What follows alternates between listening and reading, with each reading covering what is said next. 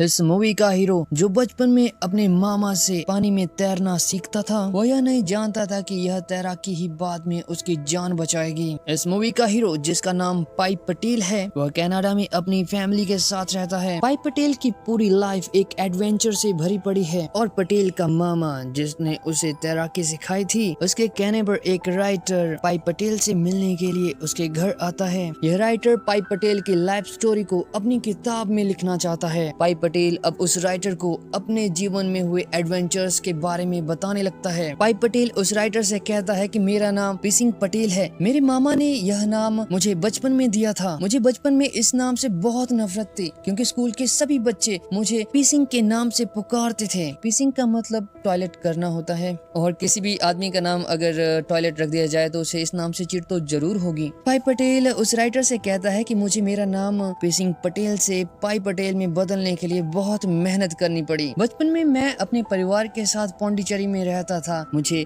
मेरी माँ हमेशा भगवान श्री कृष्ण के बारे में बताती रहती थी और वहीं से ही मेरा धर्म में भरोसा बढ़ा। इसके बाद मैं सभी धर्मों में विश्वास करने लगा। मेरे पापा एक चिड़ियाघर के मालिक थे। वह हमेशा ही मुझे सही राह पर चलने के लिए कहते थे। पाई पटेल अब उस राइटर से रिचर्ड पार्कर के बारे में बात करता है। वैसे रिचर्ड पार्कर एक टाइगर का नाम है। रिचर्ड पार्कर जब छोटा था तब एक शिकारी उसे हमारे चिड़ियाघर में छोड़ गया था। उस शिकारी का नाम रिचर्ड पार्कर था और उस टाइगर का नाम थर्स्टी। लेकिन जब कागजों में नाम लिखे गए तो टाइगर का नाम रिचर्ड पार्कर लिखा गया और उस शिकारी का नाम थर्स्टी। जैसे मुझे उस नए टाइगर के बारे में पता चला, मैं जल्दी से उस टाइगर के पिंजरे के पास जाकर उसे अपने पास बुलाने लगता हूँ, लेकिन तभी मेरे पापा वहाँ आकर मुझे ऐसा करने से रोक देते हैं। उस दिन मेरे डैड ने मुझ पर बहुत गुस्सा किया और मुझे सबक सिखाने के लिए वह एक जिंदा बकरी को उस टाइगर के पिंजरे के बाहर रख देते हैं और उस बकरी के पास आकर वह टाइगर उसे मार देता है। और उस दिन के सबक के बाद पाई पटेल की पूरी जिंदगी बदल गई। मूवी में आगे दिखाया जाता है कि पाई पटेल ने अब स्कूल की एजुकेशन पूरी कर ली है और इसके बाद वह एक लड़की से मिलता है जिसका नाम आनंदी है। उस लड़की से मिलने के बाद वह उसके प्यार में डूब जाता है। फिर एक दिन उसके पापा अपनी फैमिली से कहता है कि हम अब कनाडा शिफ्ट हो रहे हैं। यहाँ की जगह जिस पर हमारा चिड़ियाघर था वह सरकार ने छीन ली है। कनाडा में हमें अपने जानवरों के अच्छे रेट मिल जाएंगे, इसलिए वो अपने परिवार से यह भी कहता है कि वहाँ जाकर हम अपने जानवरों को बेच देंगे। मेरा एक दोस्त है जिसकी मदद से हम एक समुद्री जहाज में अपने सभी जानवरों को साथ लेकर कनाडा जा सकते हैं। यह सब सुनने के बाद पाई पटेल को एक झटका लगता है। वह अपने पापा के निर्णय को नहीं बदल सकता था क्योंकि वह इस काबिल नहीं था कि अपने डिसीजन खुद ले सके। अगले दिन वह आनंदी से मिलकर उसे गुड बाय कहता है। आनंदी भी यह नहीं चाहती थी कि पाई पटेल इंडिया छोड़कर कनाडा जाए, लेकिन वह उसे रोक भी तो नहीं सकती थी। आनंदी से मिलने के बाद अगले दिन पाई पटेल अपने परिवार के साथ समुद्री जहाज में बैठकर कनाडा के लिए जाने लगता है। उसके पापा अपने चिड़ियाघर के सभी जानवरों को बेहोशी की दवा खाने में मिलाकर दे देते हैं क्योंकि उसे पता था कि ये जानवर इस सफर के दौरान बीमार पड़ सकते हैं। जानवरों को खाना खिलाने के बाद अब रात हो जाती है और सभी अपने अपने बिस्तर पर जाकर सो जाते हैं। कोई भी नहीं जानता था कि उनका जहाज एक तूफान से गुजरने वाला है। रात को जब सभी गहरी नींद में सोए थे तब पाई पटेल को बंदरों के चिल्लाने की आवाज सुनाई देती है। वह इसके बारे में अपने भाई को बताता है, लेकिन उसका भाई उसकी बात को सुनने से अच्छा सोना पसंद करता है। पाई पटेल अब अकेले ही अपने कैबिन से बाहर निकलकर जैसे ही शिप के फ्लोर की तरफ जाने लगता है, उसे बाहर भयंकर तूफान और बारिश दिखती है। पहले पहले तो वह तूफान और बारिश का मजा लेने लगा, लेकिन बाद में जब वह एक आदमी को उस शिप से नीचे समुद्र की लहरों में डूबते हुए देखता है तब वह जल्दी से भागकर अपने परिवार के पास जाने लगता है। लेकिन अब जहाँ उसका परिवार सोया हुआ था उस पूरे कैबिन में पानी ही पानी भर गया था। पाई पटेल अब वहाँ से निकलकर बाहर आ जाता है और बाहर आकर वह देखता है कि सभी जानवर अपनी जान बचाने के लिए यहाँ से वहाँ भाग रहे हैं। पाई पटेल अब अपने सामने एक नाव देखता है और जैसे ही वह उस नाव के पास आता है कुछ लोग उसे रेस्क्यू करके नाव में धकेल देते हैं। तभी उनके चिड़ियाघर का एक ज़ेब्रा ऊपर से कूदकर उसकी नाव पर जा गिरता है। ज़ेब्रा अंधेरा के नीचे गिरते ही वह नाव जिसमें पाई पटेल मौजूद था, वह नाव समुद्र की लहरों के साथ बहने लगती है। पाई पटेल भी अब उस नाव में लगी रस्सियों को कसकर पकड़े रखता है। कुछ ही पलों में वह देखता है कि जिस जहाज में वह कनाडा के लिए सफर कर रहा था वह पानी में डूबने लगा है। उस डूब रहे जहाज में से उसे एक आदमी उसकी नाव की तरफ आता हुआ दिखता है। पाई पटेल जल्दी से उसे बचाने की कोशिश करता है। फिलहाल वह जिसे इंसान समझ रहा था दरअसल वह रिचर्ड पार्कर था, यानी कि एक टाइगर। पाई पटेल जानता था कि टाइगर उस पर कभी भी हमला कर सकता है, इसलिए वह रिचर्ड पार्कर को नाव में आने से रोकता है। लेकिन समुद्र की लहरें ही इतनी तेज थी कि उनकी वजह से रिचर्ड पार्कर पाई पटेल की नाव में पहुंच जाता है। उसके नाव में आते ही पाई पटेल पानी में छलांग लगा देता है। पानी के अंदर पहुंचते ही पाई पटेल अब देखता है कि पूरा समुद्री जहाज समुद्र में डूब चुका है। अपने परिवार को खोने के बाद वह सदमे में जाने लगता है, लेकिन तभी वह पानी से बाहर निकलकर नाव में लगे एक चप्पू के साथ लटक जाता है। मूवी में आगे दिखाया जाता है कि समुद्र की लहरें अब शांत हो गई हैं। पाई पटेल को अब उस नाव में वह टाइगर नहीं दिखता है और अब वह वापस नाव में आ जाता है। उस नाव में भी अब पानी भर गया था। जो ज़ेब्रा उस नाव में मौजूद था, उस ज़ेब्रा की टांग उस नाव में आते हुए टूट गई थी, जिसकी वजह से अब वह हिल भी नहीं पा रहा था। इसी बीच पाई पटेल को उस नाव के अंदर एक लकड़बग्गा दिखता है जो कि अब पाई पटेल पर हमला करने लगता है। पाई पटेल उस नाव के एक चप्पू से उस लकड़बग्गे के हमले को रोकने की कोशिश करता है। थोड़ी देर के बाद उसे समुद्र की लहरों के साथ एक चिंपैंजी उसकी नाव की तरफ आते हुए दिखता है। इधर वह लकड़बग्गा भी अब नाव में बने एक टेंट में छिप जाता है। पाई पटेल अपनी नाव के चप्पू की मदद से उस चिंपैंजी को अपनी नाव पर ले आता है। उस चिंपैंजी के नाव पर आने के थोड़ी देर बाद ही वह लकड़बग्गा टेंट से बाहर निकलकर उस जिराफ को मार देता है। पाई पटेल पूरी रात जागकर उस चिंपैंजी और खुद को उस लकड़बग्गे से बचाता रहा। अब सुबह हो जाती है। उस जिराफ को मारने के बाद वह लकड़बग्गा फिर से टेंट में जाकर छुप जाता है। अब जब पाई पटेल चिंपैंजी को देखता है तो उसके मुंह से उल्टियां आ रही थी। वह चिंपैंजी को इस कंडीशन में नहीं देख सकता था, इसलिए वह नाव में जो टेंट लगा है उसके अंदर कुछ ढूंढने लगता है ताकि चिंपैंजी की उल्टियां रुक सके। उस टेंट के अंदर उसे कुछ पानी में डूबने से बचाने वाले एयर जैकेट्स मिलती हैं और उन सभी जैकेट्स को रस्सी से बांधकर वह अपने लिए एक ऐसा जुगाड़ तैयार करता है जिसे वह मुसीबत के समय उस नाव से पानी में फेंक सकता है और नाव में मौजूद लकड़बग्गे से खुद की जान बचा सकता है। उस जुगाड़ को तैयार करने के बाद वह देखता है कि उस लकड़बग्गे ने अब चिंपैंजी को भी मार दिया है। चिंपैंजी की मौत देखने के बाद अब पाई पटेल को बहुत ज्यादा गुस्सा आ जाता है और वह लकड़बग्गे को उस पर हमला करने के लिए उकसाने लगता है। लेकिन तभी एंट्री होती है रिचर्ड पार्कर की, जो कि उसी नाव के टेंट के अंदर छुप कर बैठा था। रिचर्ड अपने एक ही हमले से उस लकड़बग्गे को मार देता है।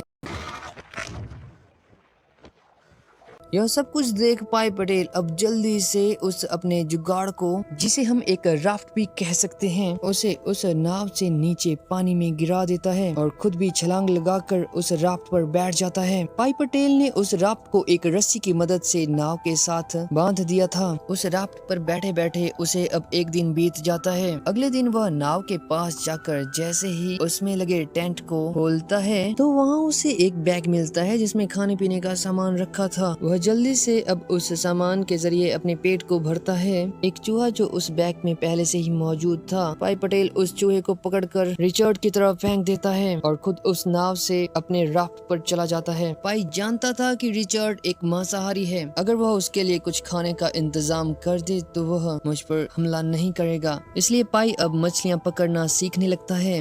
इसी तरह अब कई दिन बीत जाते हैं। वह जानता था कि रिचर्ड को अब प्यास भी लगी होगी, इसलिए वह उसे पानी पिलाता है, लेकिन अभी भी उसके पास रिचर्ड को खिलाने के लिए खाना नहीं था। रिचर्ड एक दिन पानी की तरफ देख रहा था, तब उसे कुछ मछलियां दिखती हैं। वह उन मछलियों को मारने के लिए पानी में कूद पड़ता है। पाई दूर से यह नजारा देख रहा था, लेकिन वह मछलियां रिचर्ड के हाथ नहीं लगी और वह अब पाई की तरफ आने लगता है। उसे अपनी तरफ आता देख पाई जल्दी से नाव के ऊपर चढ़ जाता है। रिचर्ड भी नाव पर आने की कोशिश करता है, लेकिन पाई के पास यह सबसे अच्छा मौका था रिचर्ड को मारने का। पाई रिचर्ड को मारने के लिए उस पर हमला करने लगता है, लेकिन पाई उसकी सहमी हुई आंखों को देखकर उसे नहीं मार पाता। पाई अब रिचर्ड को नाव पर आने देता है और खुद राफ्ट पर चला जाता है। अगले दिन वह एक बड़ी मछली को पकड़ता है और उसे मारकर नाव में फेंक देता है। उसके पास एक विसल थी, जिसे बजाने के बाद रिचर्ड नाव में लगे टेंट से बाहर निकलता है और उस मछली को खा लेता है। उसी रात एक बड़ी व्हेल मछली उनकी नाव के पास पहुंचकर एक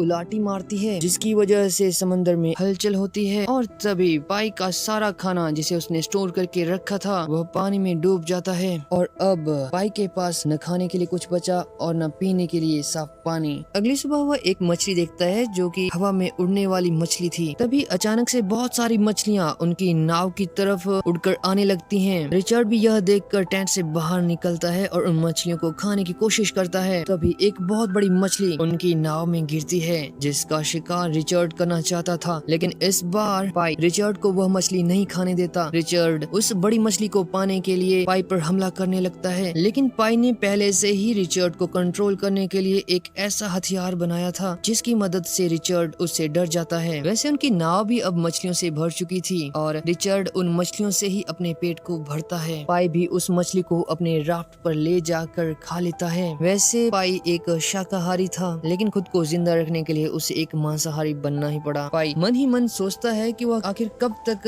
रिचर्ड से डर कर रहेगा, इसलिए वह अब रिचर्ड को ट्रेन करने की कोशिश करने लगता है और कुछ ही दिनों की कोशिश के बाद पाई रिचर्ड को ट्रेन कर देता है। रिचर्ड भी अब पाई के ही इशारों पर टेंट से अंदर और बाहर जाता। पाई अब रिचर्ड के खाने के लिए एक समय निर्धारित करता है और उसी समय पर उसे खाना खिलाता है। यह खाना फिलहाल मछलियाँ होती हैं। यह सिलसिला कई दिनों तक चलता रहा। एक दिन समुद्र की लहरें तेज होने लगी। उन तेज होती लहरों को देखकर वह समझ जाता है कि अब तूफान आने वाला है। पाई जल्दी से राफ्ट में रखे हुए खाने पीने के सामान को वापस नाव पर रख देता है। कुछ ही देर में भयंकर तूफान, आंधी और बारिश एक साथ होने लगती है। समंदर की उन बड़ी बड़ी लहरों की वजह से उनका राफ्ट अब टूट जाता है। पाई खुद को रस्सियों के साथ बांध देता है ताकि वह इस भयंकर तूफान में कहीं नाव से दूर न चला जाए। उनकी नाव में अब पानी भरने लग गया था। नाव में पानी आने की वजह से रिचर्ड भी बहुत डर गया था। पाई जल्दी से नाव में लगे टेंट के अंदर छुप जाता है और रिचर्ड भी उसके पास आकर उसके साथ चिपक जाता है। कुछ देर के बाद समंदर अब शांत हो जाता है।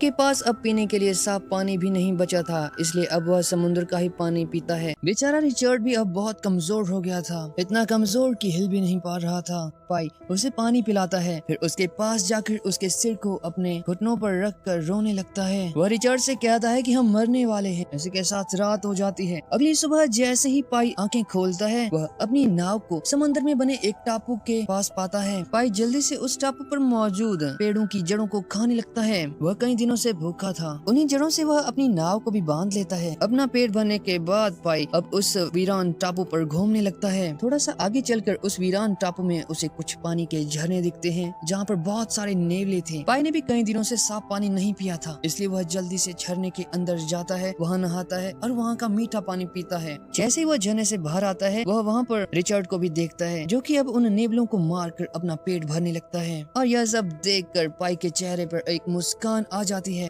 अब रात होने वाली थी, इसलिए पाई उस वीरान टापू में मौजूद पेड़ों के ऊपर रहने के लिए एक जगह बनाता है। तभी वह देखता है कि सभी नेवले नीचे जमीन से भागकर अब उन्हीं पेड़ों पर आ रहे हैं। इसी बीच वह यह भी देखता है कि अपना रिचर्ड भी भागकर नाव में चला जाता है। रात को जब वह सोया हुआ था तब पानी से एक चमक उसकी तरफ पड़ती है। वह नीचे झरने की तरफ देखता है, तब उसे वहाँ पर बहुत सारी मछलियाँ मरी हुई दिखती हैं। पाई अब अपने सामने एक फल देखता है और उस फल को तोड़ते ही पाई को उस फल में किसी इंसान का दांत दिखता है। उस दांत को देखकर पाई सोचता है कि शायद कभी कोई इंसान भटकता हुआ इस टापू पर आया होगा। वह कई दिनों तक यहाँ पर रहा होगा और एक दिन इस टापू ने उसकी जान ले ली होगी। इसलिए अगले दिन पाई अब इस टापू से निकलने की तैयारी करने लग जाता है। वह अपने लिए पेड़ों की जड़ों को इकट्ठा करके खाने के लिए रख लेता है और रिचर्ड के लिए जितना हो सके वह नेवले भर लेता है। पाई रिचर्ड को उस झरने पर अकेला नहीं छोड़ सकता था, इसलिए वह रिचर्ड को आवाज लगाता है और रिचर्ड पाई की आवाज सुनकर जल्दी से नाव पर आ जाता है। पाई का रिचर्ड के साथ एक अनोखा रिश्ता बन गया था जिसे समझ पाना बहुत मुश्किल था। हाँ, ये बात सच है कि रिचर्ड एक टाइगर है और पाई एक इंसान। दोनों का आपस में कोई मेल नहीं, लेकिन फिर भी पाई रिचर्ड को अपने साथ नाव में ले जाता है। उसे पता था कि रिचर्ड को अगर यहाँ पे वह रख देता है तो एक ना एक दिन यह टापू उसकी जान ले लेगा। रिचर्ड के नाव में आने के बाद पाई अपनी नाव को उस टापू से दूर ले जाता है। मूवी में आगे दिखाया जाता है कि उनकी नाव मेक्सिको के एक शहर के तट पर पहुंच चुकी है। पाई